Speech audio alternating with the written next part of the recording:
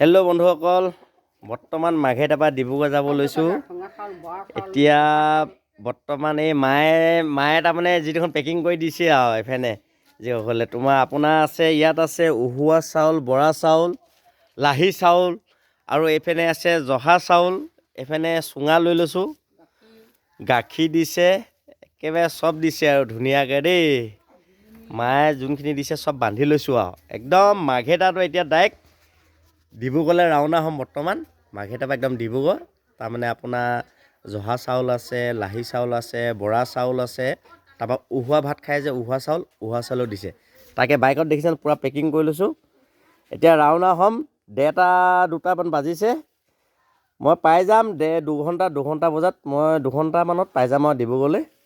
তাকে অকণমান দেখুৱালোঁ, বাকীখিনি ডিব্ৰুগড় পাই লওঁ, তাৰপৰা দেখাম আৰু। এইটো চুঙা চাউল দেই, চুঙা চাউলৰ খাবলৈ, এইটো লাহি চাউলৰ চুঙা চাউল খাইছে, টোপোলা ভাত তেনেকুৱাবোৰ খাই দেখাই দিলোঁ আৰু অকণমান। তাকে আজিলৈ সামৰিলোঁ, বাই বাই।